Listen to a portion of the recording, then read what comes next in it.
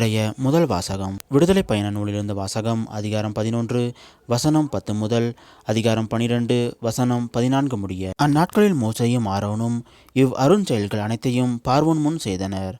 ஆண்டவர் பார்வோனின் மனம் இறுகச் செய்ததால் அவன் இஸ்ரேல் மக்களை தன் நாட்டிற்கு போகவிடவில்லை. எகிப்து நாட்டில் ஆண்டவர் மோசேயுக்கும் ஆரோனுக்கும் பின்வருமாறு கூறினார்: உங்களுக்கு மாதங்களில் தலையாயது இம்மாதமே, ஆண்டில் உங்களுக்கு முதல் மாதமும் இதுவே. இஸ்ரேல் மக்கள் கூட்டமைப்பு முழுவதற்கும் நீங்கள் அறிவியுங்கள்.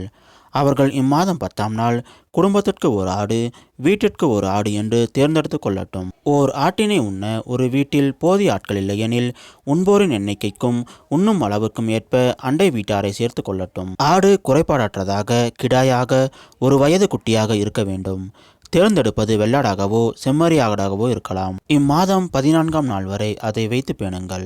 அந்நாள் மாலை மங்கும் வேளையில் இஸ்ரேல் மக்கள் கூட்டமைப்பின் அனைத்து சபையும் அதை வெட்ட வேண்டும். இரத்தத்தில் சிறிதளவு எடுத்து உண்ணும் வீடுகளின் இரு கதவு நிலைகளிலும் மேல் சட்டத்திலும் பூச வேண்டும். இறைச்சியை அந்த இரவிலேயே உண்ண வேண்டும். நெருப்பில் அதை வாட்டி புளிப்பற்ற அப்பத்தோடும் கசப்பு கீரையோடும் உண்ண வேண்டும். அதை பச்சையாகவோ நீரில் வேக வைத்து உண்ணாமல் தலை, கால்கள், உட்பாகங்கள் முழுவதுமாக நெருப்பில் வாட்டி அதனை உண்ணுங்கள். அதில் எதையுமே விடியற்காலை வரை மீதி வைக்க வேண்டாம்.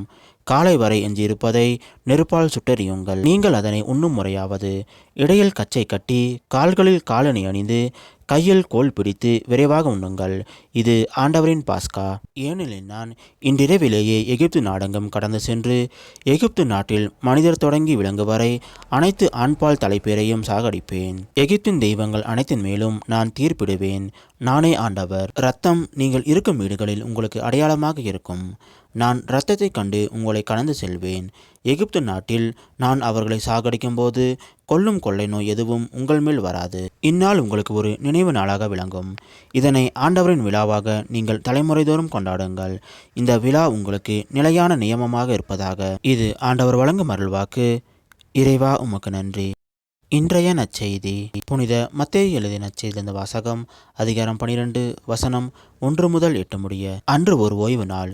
இயேசு வயல்வெளியே சென்று கொண்டிருந்தார்.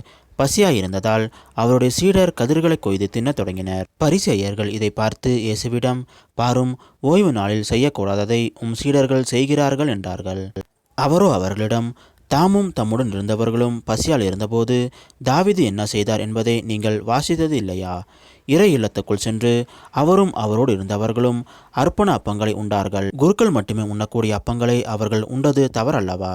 மேலும் ஓய்வு நாட்களில் குருக்கள் கோவிலில் பணியாற்றுவது ஓய்வு நாளை மீறும் குற்றமாகாது என நீங்கள் திருச்சட்டத்தில் வாசித்தது இல்லையா?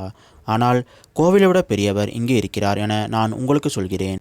பலியை அல்ல, இரக்கத்தையே விரும்புகிறேன் என்பதன் கருத்தை நீங்கள் அறிந்திருந்தால் குற்றமற்ற இவர்களை கண்டனம் செய்திருக்க மாட்டீர்கள். ஆம், ஓய்வு நாளும் மானிட மகனுக்கு கட்டுப்பட்டதே என்றார். இது கிறிஸ்து வழங்கும் நற்செய்தி. கிறிஸ்துவே உமக்கு புகழ்.